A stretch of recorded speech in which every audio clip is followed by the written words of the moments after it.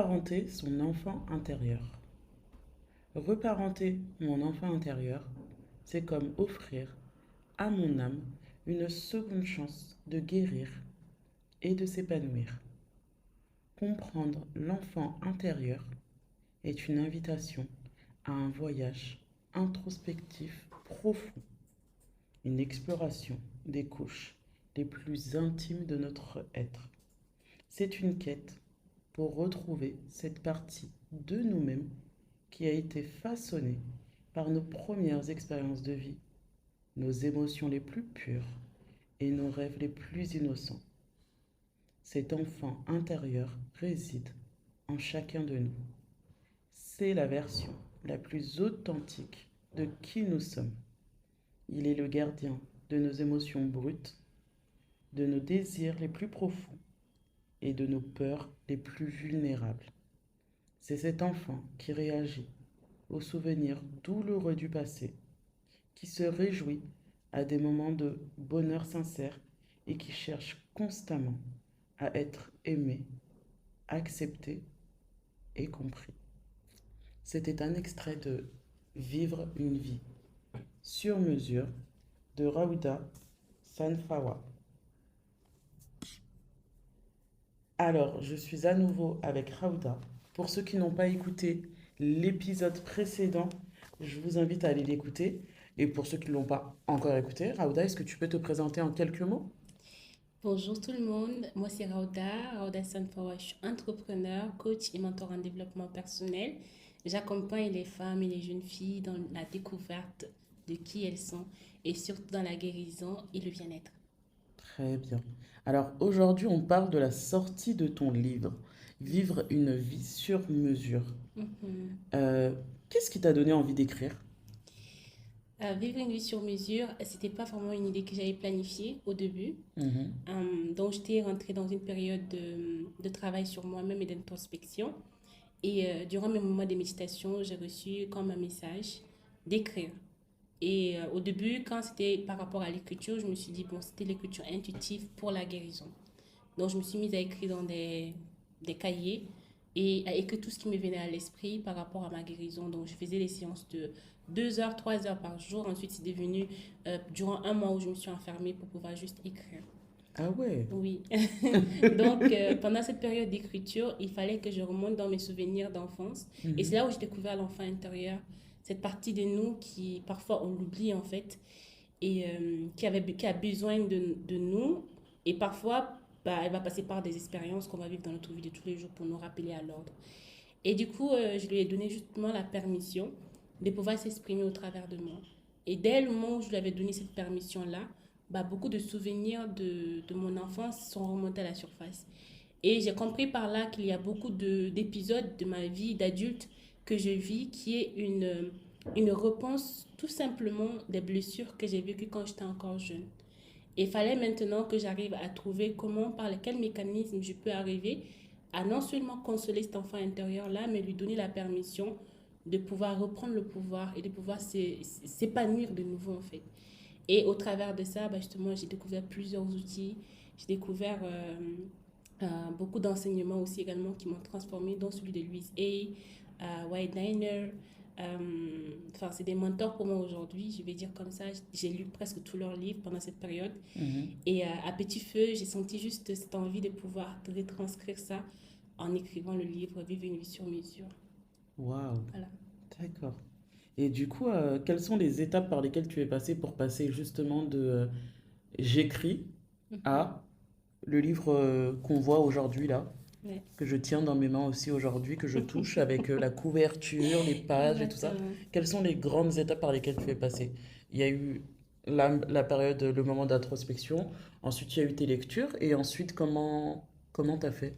Alors, mon livre, il est écrit de façon intuitive en fait. D'accord. Donc, ce qui s'est passé, c'était au début du mois de mars. Donc, j'étais vraiment, je vais pas dire au plus bas, mais j'étais vraiment en plein dans la guérison. Il y avait beaucoup d'émotions qui sont remontées à la surface. Et du coup, j'ai déjà pas mal fait des écritures dans mes cahiers. J'avais une sorte de trame, etc. Et j'ai juste émis l'intention de savoir exactement, concrètement, qu'est-ce qu'il fallait que je fasse. Et ce jour-là, quand j'étais en train de faire ma méditation, c'est comme si c'était une vision, quelque chose qui est venu dans mon esprit.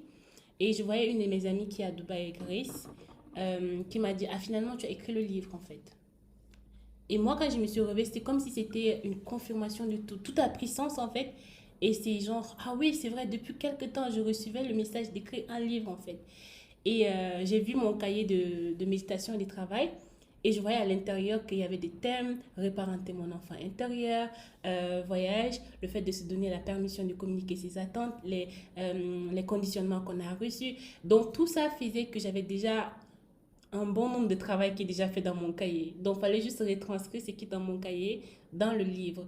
Et donc, j'ai pris 2 mois pour écrire le livre, en réalité. Mais il faut savoir que pendant ces 2 mois, j'ai fait absolument rien d'autre qu'écrire le livre.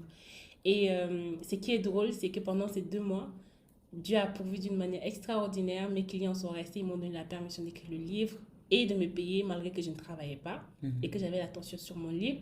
Et donc, il y avait tellement de synchronicité autour de moi pour l'écriture du livre que je me suis dit, ça ne peut pas être un hasard en fait.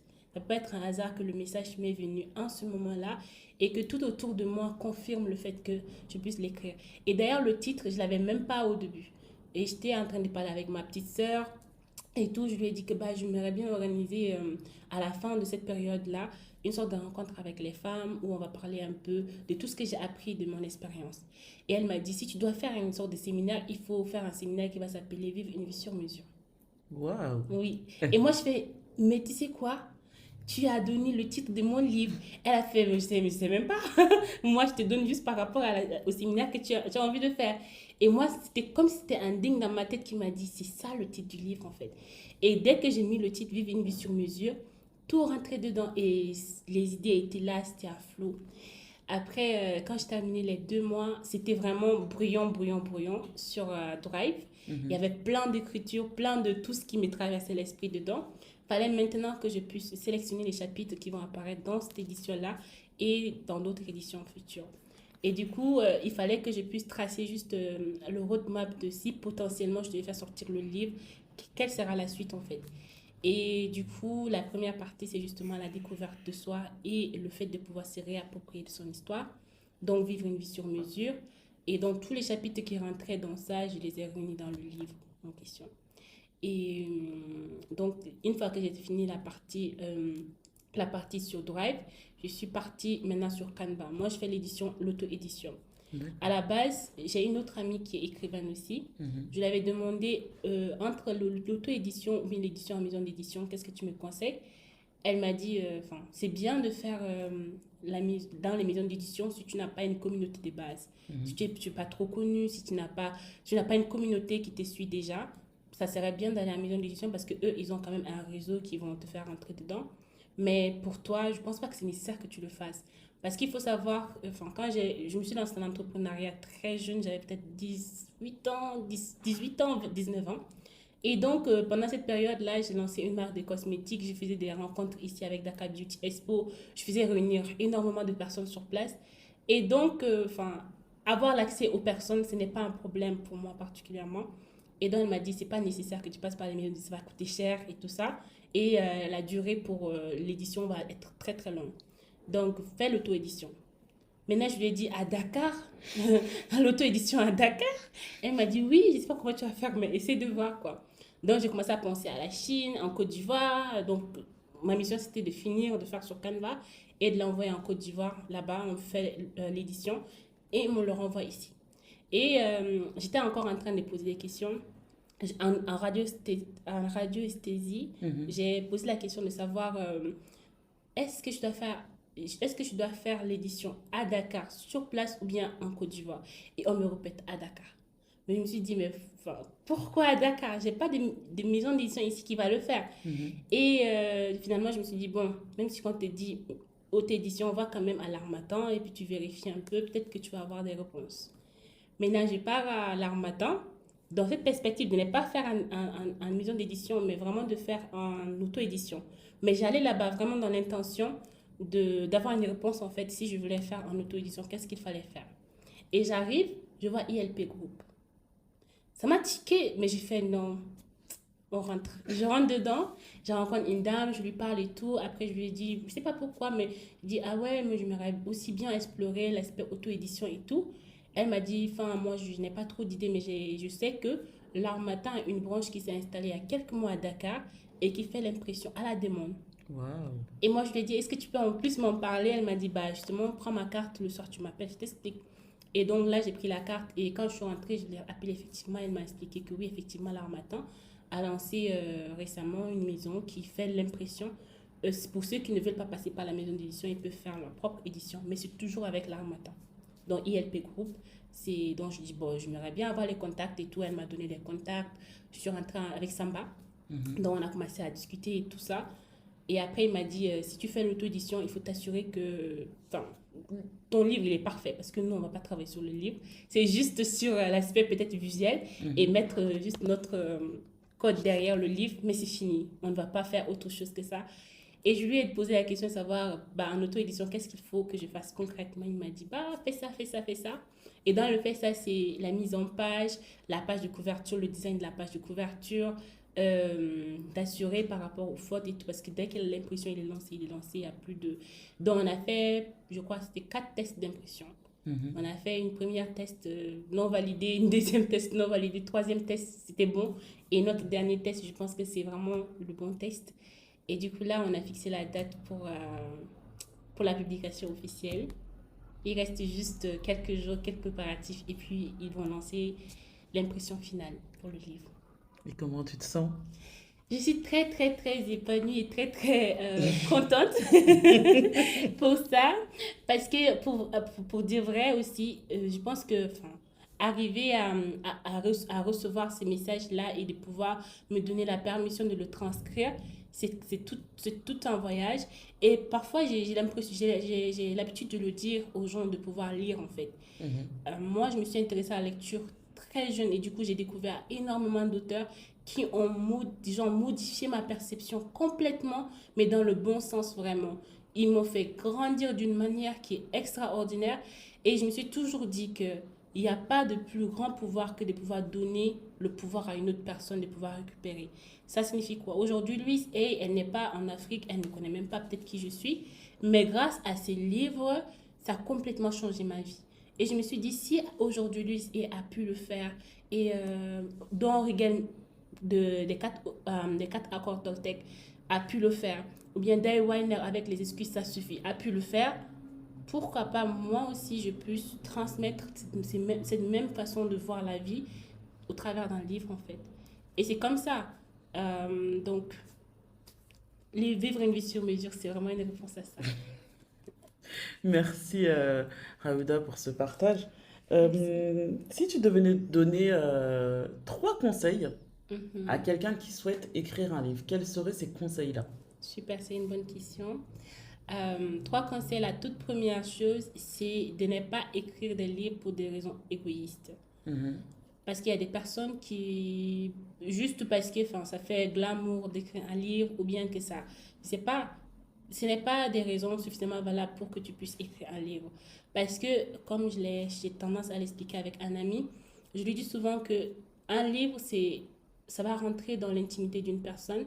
Et certaines personnes, quand ils vont vouloir acheter ton livre ou bien qu'ils vont vouloir prendre tes séances de coaching, c'est beaucoup plus parce qu'ils te donnent la responsabilité de leur vie entre tes mains. Mhm. Et du coup, si tu prends à la légère, c'est un peu comme un médecin qui va partir traiter quelqu'un de malade. Mhm. Il va pas partir dire voilà, je vais m'amuser. Et puis, ils font de longues études, ils font beaucoup de temps pour pouvoir travailler leur connaissance avant de Mhm. venir faire.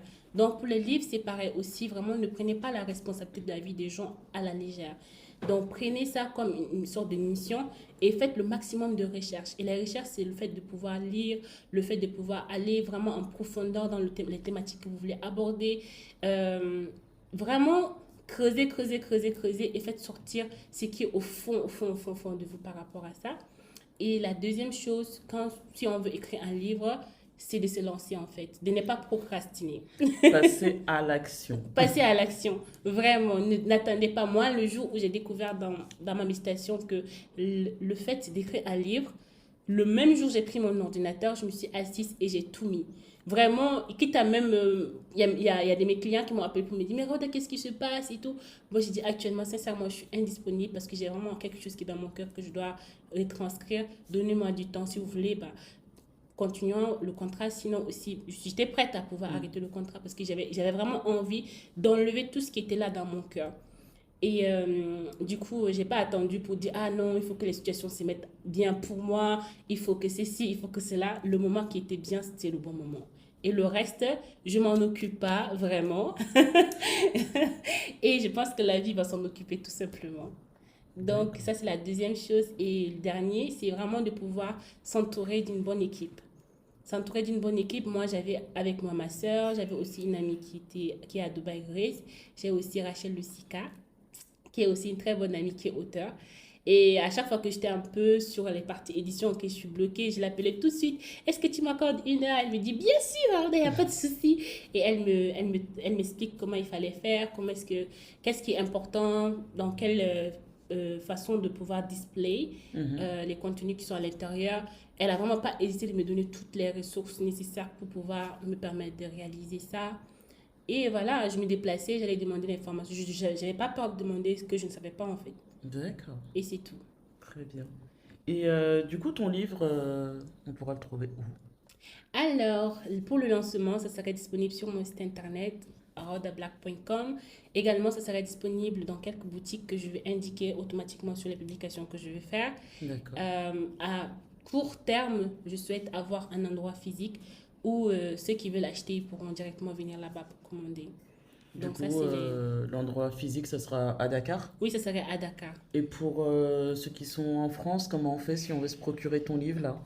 En fait, aujourd'hui, on a deux bonnes entreprises à Dakar qui arrivent à faire des livraisons très rapides entre la France et le Sénégal en particulier. Mhm. Donc, pour le moment, enfin, la livraison vers la France, Canada et tout ça, ça va être très rapide. D'accord. Mais c'est beaucoup plus en Afrique, ça, hein, c'est beaucoup plus un problème, dans, genre Gabon, le Tchad et tout ça. Mhm. Mais je suis en train de réfléchir vraiment à si je devrais faire, soit trouver des contacts qui sont dans ce pays-là et déposer des livres là-bas. Et puis voilà. De toute façon, l'idée, c'est que dans les prochains 5 ans qui vont venir, je fasse un tour un peu partout hein, en écrivant mes livres et en le partageant dans différents pays, dans différentes boutiques, en collaboration avec des gens. D'accord. De toute façon, je mettrai toutes les informations te concernant dans la description. Mhm. Donc, bah, les gens pourront aller sur tes réseaux, sur ton site pour avoir Exactement. toutes les informations.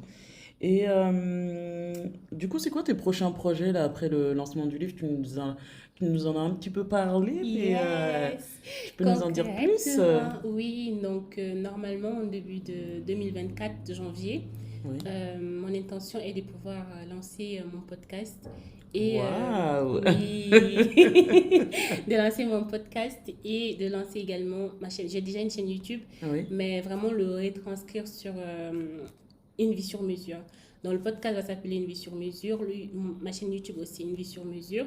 L'idée est vraiment de pouvoir accompagner les gens dans mon livre, en fait. Donc, ça serait un petit club de jeunes femmes où voilà, on va parler de nos sujets, des guérisons, on va parler de blessures intérieures, nos émotions et comment explorer pleinement notre vie. Et ce serait des rendez-vous un peu comme avec ton podcast hebdomadaire où on va partager des tips, on va se donner de la force et créer une communauté autour de ces valeurs qui est celui de pouvoir se réapproprier de sa propre histoire. D'accord, très bien. Bon, bah, restez à l'écoute, hein. Suivez l'actu de Raouda. Oui, avec plaisir. Et du coup, quel est ton mot de la fin Alors, mon mot de la fin, c'est vraiment de pouvoir vous souhaiter euh, la pleine réussite. La pleine réussite, pas dans des projets que vous allez dire, oh, peut-être que la pleine réussite, c'est une réussite. Tout le monde a une définition exacte de sa propre réussite, en fait. Dans la pleine réussite, dans ce que vous voulez vraiment voir réaliser dans votre propre vie. Si vous décidez aujourd'hui de pouvoir poursuivre votre histoire et de pouvoir vous guérir, vous êtes, vous avez l'autorisation et la permission de faire ainsi, en fait. Si vous voulez, je sais pas, voyager, croyez suffisamment en vous et visualisez suffisamment pour pouvoir le réaliser. Si vous voulez changer de vie, croyez suffisamment en vous et visualisez ça pour le faire manifester dans la réalité. La pleine réussite dans votre vie, dans votre famille, dans votre santé. Euh, voilà, je vous souhaite ça de tout mon cœur. Voilà, on est arrivé à la J'applaudis. fin. Merci Raouda, merci pour C'est tous avec ces beaucoup de partages. plaisir, oui. Merci pour tout cet amour aussi que tu partages et que tu donnes et que tu transmets. Euh, En tout cas, j'espère que moi aussi je te souhaite la pleine réussite d'ailleurs. Merci infiniment. Merci infiniment. Et hâte de voir la suite et la concrétisation de tes projets. Hâte aussi vraiment de pouvoir continuer à partager mon aventure avec tout le monde. Avec plaisir en tout cas. Du coup, ça sera tout pour aujourd'hui. Vous pouvez aller suivre l'actualité de Raouda. Je vous mets toutes les infos en description, dans la description de l'épisode. Et j'espère que cet épisode vous a plu ou pas. Dans tous les cas, faites-moi en part. Et on se retrouve très bientôt pour le prochain épisode. Prenez soin de vous. Merci Raouda, prends soin de toi. Merci à ça. Prends soin de toi. Merci. Merci à tout le monde. Bye.